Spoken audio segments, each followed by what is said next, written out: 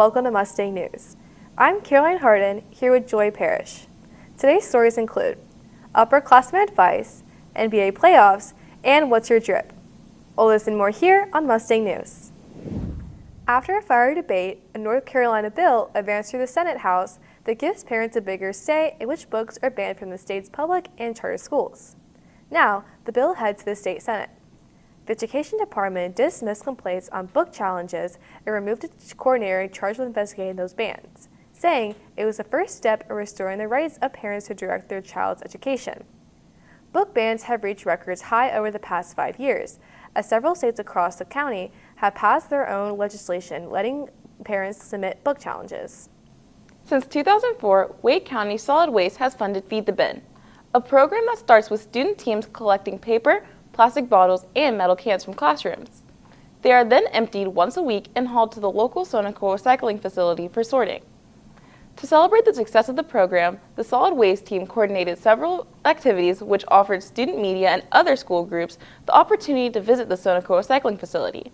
The Wake County Commissioners hope that future generations will continue to preserve the county's environmental health. Now, a story from Olivia Norris and Alek Lancaster about upperclassmen advice. With the end of the school year approaching, we asked graduating seniors if they had any advice for underclassmen. Here's what they said. My one thing of advice I would give to underclassmen is have fun and do things that aren't illegal. So if someone says yes to something that is fun and won't get you in trouble, then do it. Just go out and do it. To be yourself and don't forget to smile sometimes. I think everyone should walk in their underclassmen classes. For rising juniors, I would recommend starting all of your applications and scholarships earlier than you need to, just because there's a lot more pieces to it than you think. Like for scholarships, you have to get recommendation letters, you have to write a bunch of essays for things. I just recommend starting way earlier than you want to. My advice to underclassmen is to talk to the kid in the seat next to you. Make friends with the person next to you. The one piece of advice I think I have is to try new things and get involved in different clubs. That's one thing I regret not doing is doing more sports and clubs. I would say definitely get involved in as much as you can as soon as you get here. If you do what you're interested in, not only will you gain a lot of good experience, but you're going to meet some of your closest friends. I just get involved with as many things as possible. You never really are going to know what you're into until you try. I'm Ella Lancaster, reporting for Mustang News. A story about House Bill 959 from Declan Anderson and Oliver Hickman.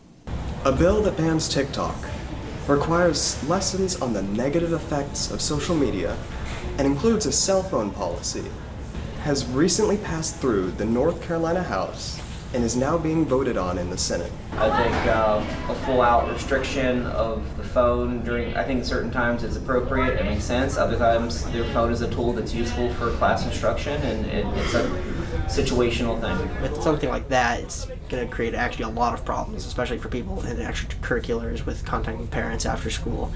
On the positive side, definitely less distractions. Though at the same time, I feel like if kids want to be distracted, they're going to be distracted. So, social media, just like anything else, if you do something too much, it releases dopamine in your brain, and every time that you swipe or look or peruse social media, you get fed a little bit of dopamine, and that causes what's called a feedback loop, and that is the same type of feedback loop that causes other types of addiction. And despite teenagers typically having higher digital literacy, I think that there are a lot of aspects that teenagers don't know as much about for digital literacy, even if they're like more familiar with like the social media landscape things. You can't just go all in one way or the other. You have to be more careful with the limits. Like a total cell phone ban I don't think is reasonable, but definitely a lot more restrictions would be understandable. Overall, House Bill 959 makes some fairly large decisions on how technology can be used for education. I'm Oliver Hickman from Mustang News. Now, a student spotlight on Alek Mell, brought to you by Wyatt Phillips and Gustavo Torres. Alek Mell is an independent artist who's been making music and shaping his sound along the way. Today, we'll talk about what got him started, how he approaches making music, and his journey so far. What's up? My name is Alek Mell. I'm a junior and I go to Middle Creek High School and I make music. Basically, my mom is a singer-songwriter and she also used to make music. And right now she's a She teaches voice and piano, so like I've always been surrounded by it my entire life. Yeah, I started playing piano when I was like 6 or 7, and I didn't really take it seriously until 2020 when I was like spending a lot of time on my own, and I just picked up a guitar. And yeah, for me, I don't really stick to like one thing. I feel like it really depends on the moment, because sometimes I'll create a song just like out of straight up inspiration based on something I've listened to, or other times it'll be like a heartbreak or like school friends or something I'm excited about, and I put it together into some kind of art form, I guess.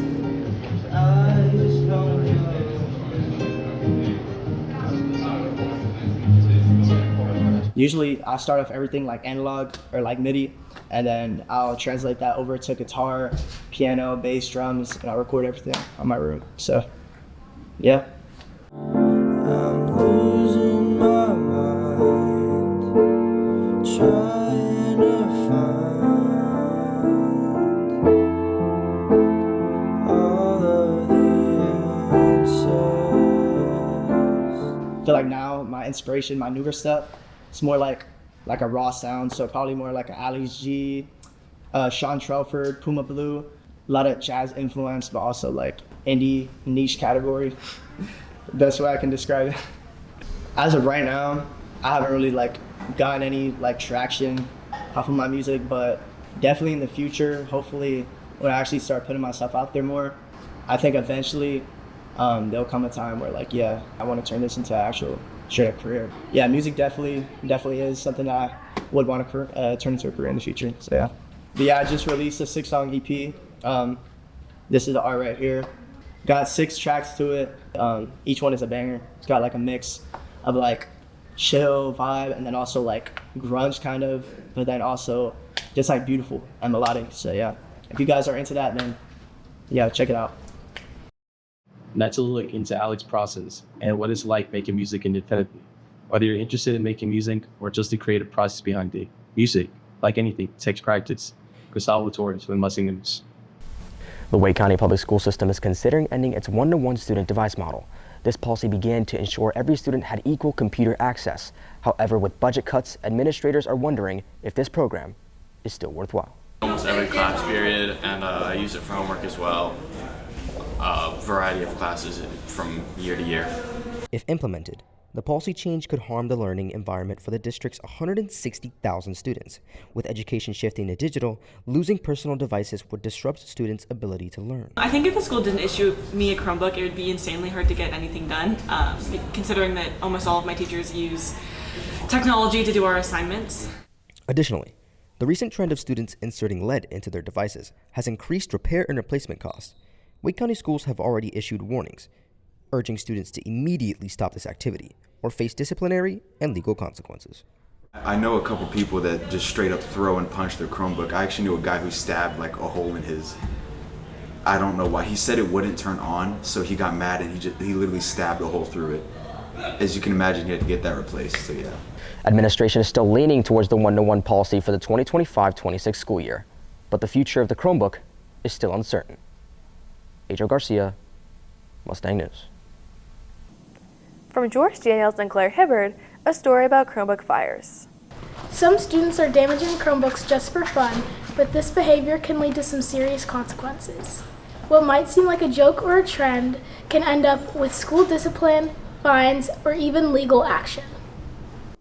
We talked to students and the librarian to see how they feel about this viral trend. Yes, there is a TikTok challenge that involved the Chromebooks, and it involves putting foreign objects into the USB port to attempt to set the device on fire. I don't understand why people would attempt to do this. It's destruction of property. It's property that has been paid for by taxpayer dollars.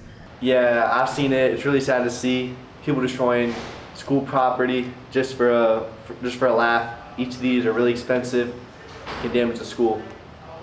Hopefully this trend comes to an end very soon.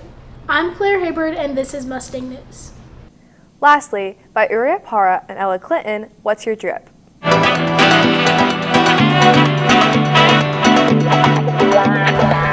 Hi guys, welcome back to What's Your Drip? For this week, our final week, we wanted to highlight our students' outfits. flannel, pants, shoes, boots. Is that better? I am wearing my Adidas Loops and Neats. I don't know if you can see. Yeah.